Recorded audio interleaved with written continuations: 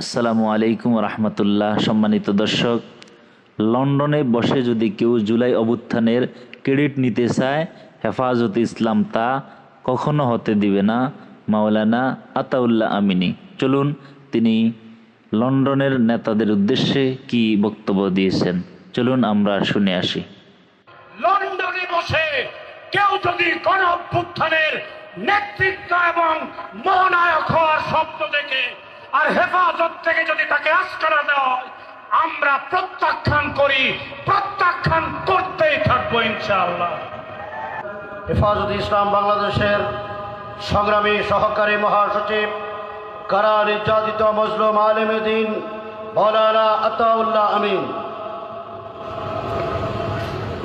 আসসালামু আলাইকুম ওয়া রাহমাতুল্লাহ। ইন্নাল হামদুলিল্লাহ ওয়াসসালাতু ওয়াসসালামু আলা রাসূলিল্লাহ, আম্মা বা'দ।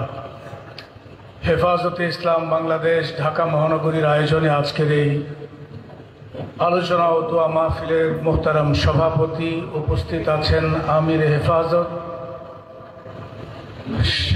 শাহ মহিবুল্লাহ বাবুনগরী হাফিজাহুল্লাহ, আমাদের মহাসচিব, যুগ্ম মহাসচিব, অন্যান্য নেতৃবৃন্দ, প্রাণপ্রিয় উপস্থিতি। আজকে আমরা গণ অভ্যুত্থানের বর্ষপূর্তিতে দোয়া মাহফিলের আয়োজন করছি। 15-16 বছরের জাতাকল থেকে মুক্ত হওয়ার জন্য 2024 সালের জুলাই এবং আগস্টে বাংলাদেশের আপামর জনসাধারণ একটি গণ অভ্যুত্থান করেছিল।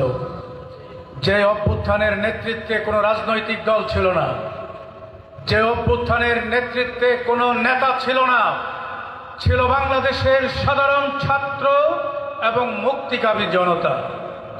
সেই অভ্যুত্থানের নেতৃবৃন্দের সাথে, ছাত্র জনতার সাথে হেফাজত একাত্মতা ঘোষণা করেছিল, হেফাজত রাজপথে নেমেছিল। মনে রাখতে হবে, 24-এর গণ আন্দোলন, এই গণ অভ্যুত্থান কোন রাজনৈতিক আন্দোলন ছিল না। এই আন্দোলনের সাথে হেফাজত একাত্মতা ঘোষণা করেছিল। আজকেও গণ অভ্যুত্থানকে কোন রাজনৈতিক চরিত্রে চিত্রায়ন করার চেষ্টা করলে আমরা তাকে রুখে দেব ইনশাআল্লাহ। হেফাজত অরাজনৈতিক সংগঠন, কোন রাজনৈতিক বিষয়ে রাজনৈতিক দল সিদ্ধান্ত নিবে, হেফাজত রাজনৈতিক বিষয়ে কোন সিদ্ধান্ত দিবে না, সর্বোচ্চ সহযোগিতা করতে পারে। আজকে হেফাজতের ইমেজকে ব্যবহার করে রাজনৈতিক ফায়দা নিয়ে এক পক্ষকে জুলাই অভ্যুত্থানের গণনায়ক বানানোর অপচেষ্টাকে আমরা রুখে দেব। লন্ডনে বসে কেউ যদি গণ অভ্যুত্থানের নেতৃত্ব এবং মহানায়ক হওয়ার স্বপ্ন দেখে আর হেফাজত থেকে যদি তাকে আস্কারা দেওয়া হয়, আমরা প্রত্যাখ্যান করি, প্রত্যাখ্যান করতেই থাকবো ইনশাআল্লাহ।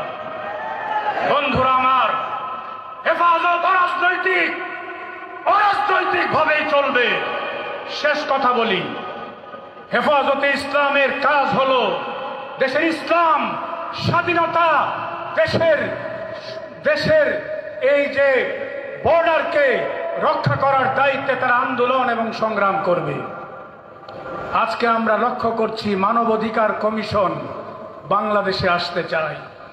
এই মানবাধিকার কমিশন বাংলাদেশে আসলে বাংলাদেশের স্বাধীনতা বিপন্ন হবে, বাংলাদেশের অস্তিত্ব বিপন্ন হবে, বাংলাদেশ হুমকিতে পড়বে। পরিষ্কার আমরা বলতে চাই, এই এলজিবিটি সমকামী তাদের নেতৃত্বে বাংলাদেশে যদি মানবাধিকার কমিশন আনে, হেফাজত ঘরে বসে থাকবে না ইনশাআল্লাহ। আমরা আন্দোলন করে এই মানবাধিকার কমিশনকে বাংলাদেশে আসতে রুখে দিব ইনশাআল্লাহ। আপনারা রাজি আছেন তো ইনশাআল্লাহ?